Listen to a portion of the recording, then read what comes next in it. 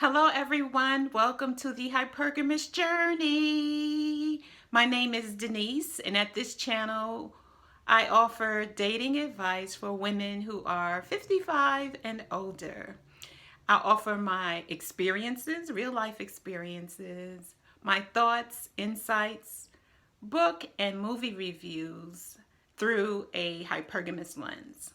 So, if you like this video or any of my others, please subscribe, subscribe, share, click on the notification bell, and let's get started.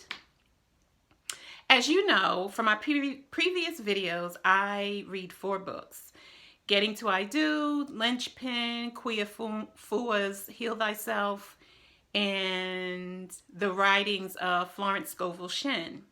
So this resonated with me in my recent reading of Getting to I Do on page 93 and 94.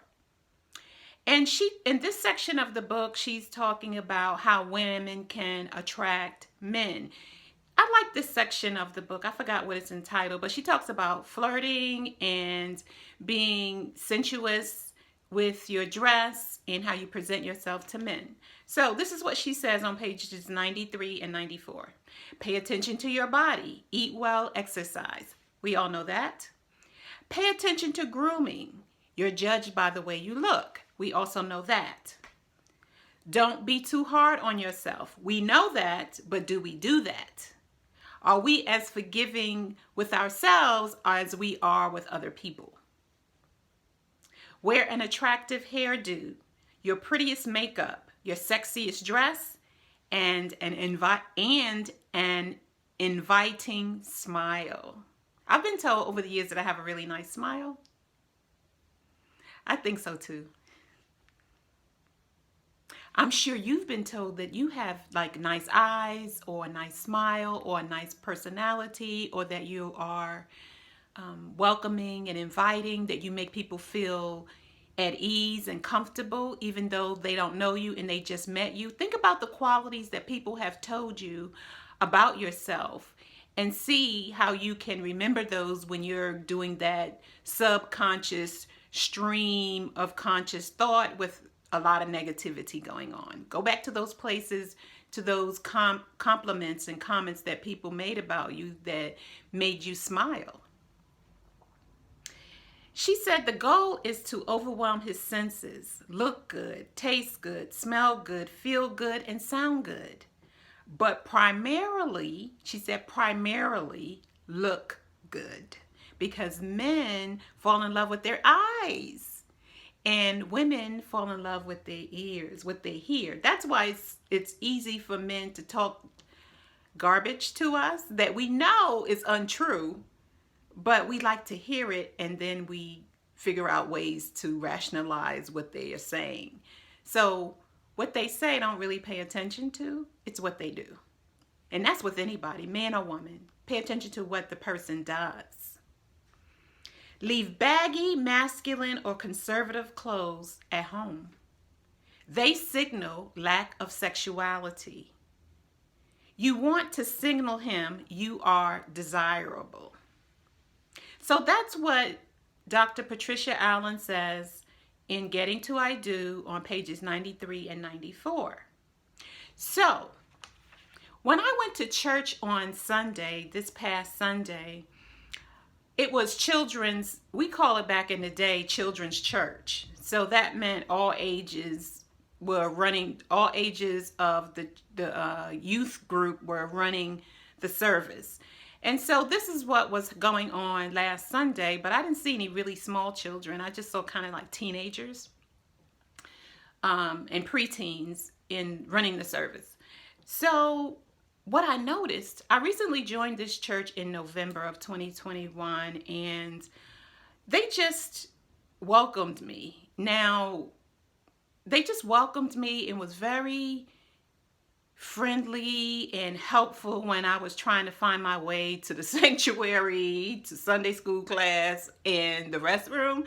So just everybody pretty much. And of course, I noticed some people were kind of looking at me side-eye, but that's okay. I'm not for everybody, and everybody isn't for me.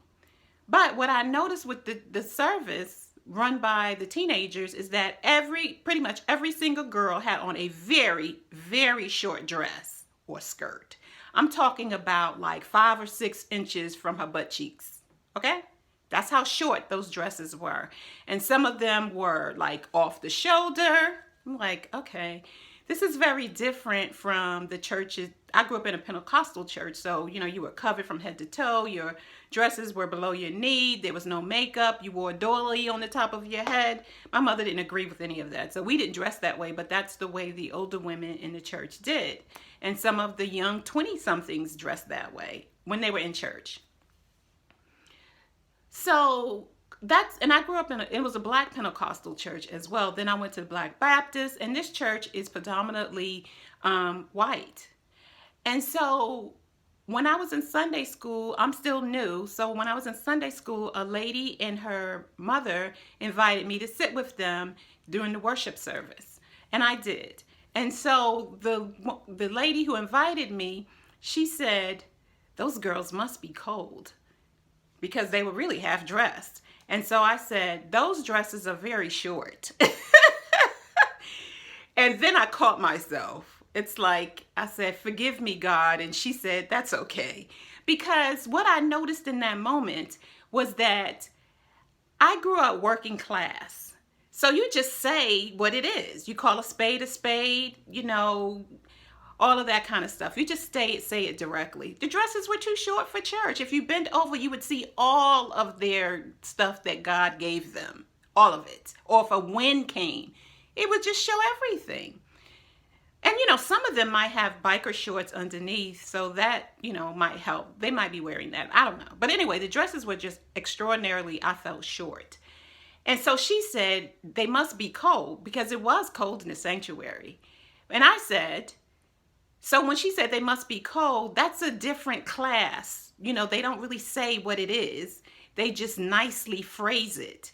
And I grew up working class. We just say what it is. They're short.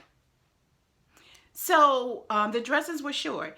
So then I came home and I thought about it. I was like, first of all, you shouldn't have criticized the girls for wearing short dresses, because their mama approved it before they walked out the door. And she's probably sitting in the pews in the congregation, their parents. So it's all right. But what I noticed at this predominantly white church is that there are a lot of girls wearing those short dresses, like 90%, 99% of them. Dressing that way, or wearing leggings with nothing covering their cheeks. And growing up in a Black churches back in the day, that wasn't acceptable. Now it probably is, but it wasn't acceptable.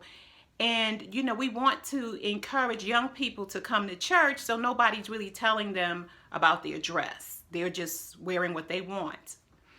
So I get that.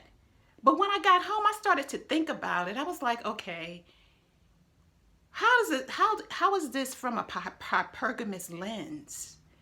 And what I figured was that the mothers who are dressing these daughters and buying them these short dresses to wear to church know that men are attracted through their eyes. They have to like what they see. And that these young girls are going to church with teenage boys who are their peers, who they will be dating at some point. If not now, in the church, because they have many youth organizations where the teenage boys and teenage girls get together. They will meet them in the community, at school, or somewhere else. And so they're grooming their daughters to be feminine. And the dresses were soft material, flowy kind of things with flowers and ruffles and off the shoulder things with ruffles and all of that. And I said, wow, wow, wow, wow. That song, I think it's Rihanna. Wow, wow, wow. I was like, OMG. Their mothers are grooming them as feminine women ready to attract their future husbands.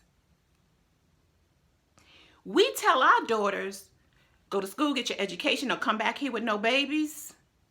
Don't be thinking about no boys.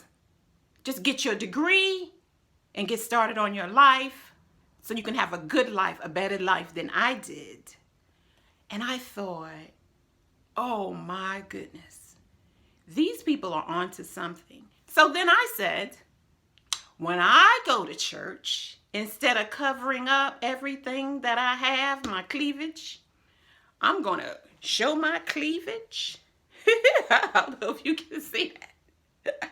Show a little bit of my cleavage, just a little bit.